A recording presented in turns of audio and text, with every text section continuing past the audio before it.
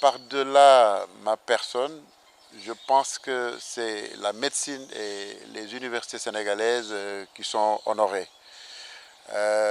C'est en quelque sorte une reconnaissance du leadership et de la qualité de l'enseignement de la médecine au Sénégal. Euh, je, je suis très content, je suis très heureux par cette distinction, mais quel que soit le caractère prestigieux, je pense qu'il faut garder son humilité. Cette distinction nous pousse finalement à travailler, à maintenir, si vous voulez, le sacerdoce, les sacrifices et tout l'engagement et le dévouement que nous avions pour l'enseignement et la pratique de la médecine dans notre pays. Je pense qu'il faut absolument continuer dans cette voie. C'est finalement ce que ça m'inspire, cette distinction. Les nominés ne sont pas au courant de leur nomination. Il faut que des membres élus du collège présentent la candidature en décrivant un tout petit peu les travaux scientifiques, les publications et en particulier, ils insistent sur les aspects en tout cas très valorisants du cursus professionnel. Qu'est-ce qu'on a pu réaliser dans sa carrière. Et donc, à partir de là, on est nominé et un scrutin qui se passe dans le monde entier avec tous les membres qui sont, si vous voulez, dans tous les pays pour que l'élection se passe. Alors moi, j'ai été nominé par un groupe de collègues de Londres, en particulier par le doyen de la faculté de médecine de Imperial College of London, qui a présenté ma candidature. Soutenu par d'autres collègues. Et moi, je n'ai été au courant de cette nomination qu'après l'élection. Comme nous avons des projets de recherche ensemble, ils avaient mon CV avec le processus, si vous voulez, de sélection de ces recherches-là par l'Union européenne. Et à partir de là, ils ont présenté ma candidature et m'ont mis au courant après. Donc voilà un peu comment se passe le processus. Je suis le premier Sénégalais, mais il y a d'autres Africains, pour l'essentiel venant de pays anglophones. Par exemple, dans le contingent de cette année, nous étions une bonne centaine, mais les trois quarts sont des médecins américains, australiens et canadiens.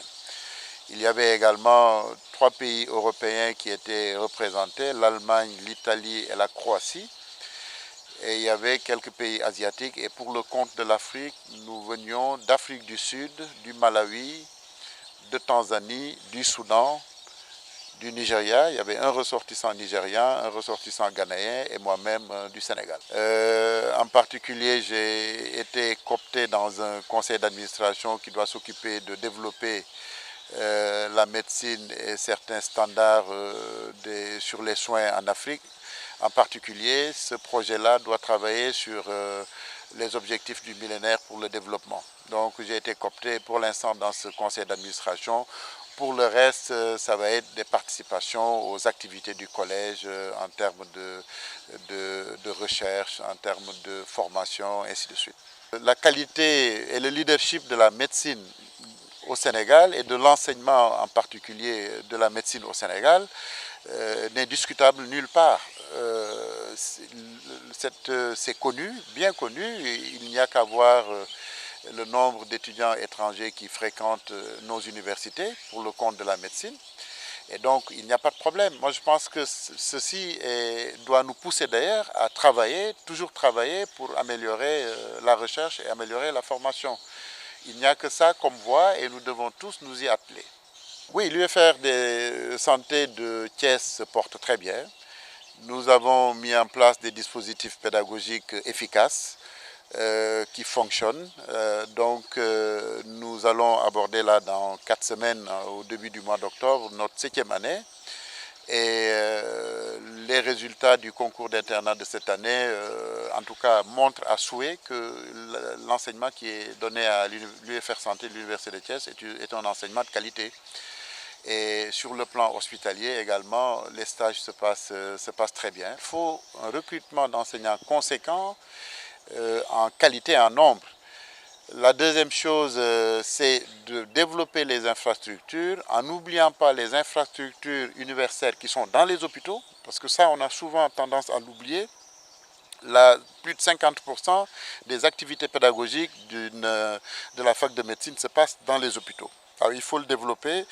Le troisième point certainement à améliorer, c'est la mise à niveau, c'est des textes réglementaires, en particulier la revue des textes de la loi de 98 portant réforme hospitalière, pour prendre en compte, si vous voulez, ces nouvelles unités de formation dans les régions qui accueillent des spécialistes et qui devraient pouvoir améliorer, si vous voulez, les soins et le plateau technique dans les régions. Donc ceci est extrêmement important. La revue de ces textes est actuellement au ministère de la Santé et il faudrait peut-être activer ce processus pour que ça aille très vite.